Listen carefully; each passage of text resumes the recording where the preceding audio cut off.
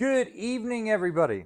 I would like to share with you my intro into philosophy and my study as I further grow in knowledge of the truth. Philosophy. Intro to Philosophy at Hillsdale University asks this question first. As you dive into philosophy, why do things have meaning? Hence, why do we ask questions at all?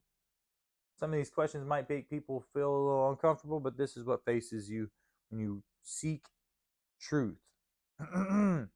Thomas Aquinas writes, "There is no case known, neither indeed is it possible, in which a thing is found to be the efficient cause of itself.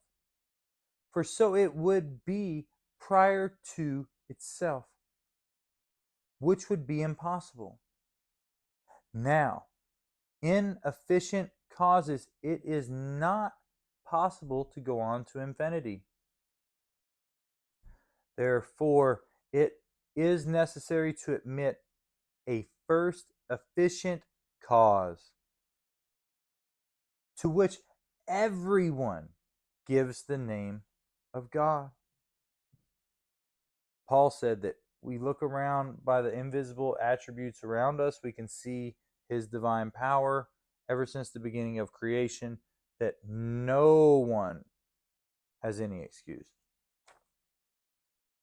Romans 1. Now, this argument that he just made, that nothing can go on for infinity, this argument may be summarized as followed. 1. Everything that Thomas Aquinas just mentioned, everything which has come to exist, everything has been caused to come to exist. Point number 2 of the argument. Nothing which has come to exist can be the cause of its own existence. 3. Everything which has come to exist is caused to exist by something other than itself. Number 4. It is impossible for a chain of causes of this kind to go on for infinity. So, saying the beginning of the creation of the world, there's something before the Big Bang, if that's even the answer. There's no way that life goes back all the way to infinity. Mathematics scientist John Lennox states, if there is a moral law, there must be a moral law giver. This is a mathematical logical truth. This is why anything has meaning, because there's a moral law that we already have in our hearts and our conscience. We know right from wrong.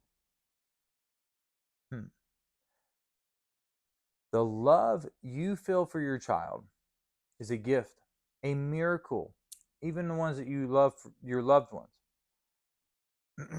A miracle. This is why Christ came as the Son, pointing to the love between Father and Son. And he said that's how much he loved you. He's pointing to love. This is the ultimate gift, the proof of God, the Logos in general. There are obvious reasons, philosophically, mathematical, scientifically, that show the designer's fingerprint all over creation. The Goldilocks zone that the world is in is absolutely hands down proof of a creator.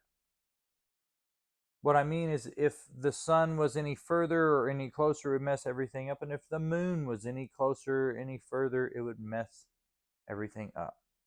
Having the atmosphere, oxygen, plants, having everything come together the way it did, blue sky, stars at night. Scientists are calling it the Goldilocks zone. The odds of all this with DNA and atoms, once you start looking down at that level, you realize mathematically it would be impossible that all this just happened without intelligent creator. The reason is that on a DNA level, just this one fact, 308 or 9 billion in pieces have to line up for like one DNA strand. It is proof of a creator. It's just one simple proof. And so is the Goldilocks zone, just another simple proof. The Bible says that we are without excuse. And now we are highly educated and extremely without excuse. So, if we are to seek truth in our philosophy, in our meaning in philosophy, and in our purpose in life, we must decide if we start to build our lives on truth or a lie. So if you're aiming for truth, this is a simple truth where we start. The truth is there. The truth is that good and evil prove that God is not dead. I'm leading into Friedrich Nietzsche. And I quote, God is dead. God remains dead, and we have killed him. He made this out to be a very bad thing, even though he was an atheist. So his point that it was even bad that God was dead is their proof. If God being dead matters at all, then the truth is he is alive.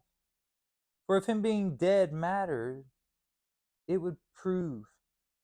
For him being dead mattered at all, it would prove reason and speech and logos and proof of God. So the fact we have reason and meaning, even behind it being bad if he was dead.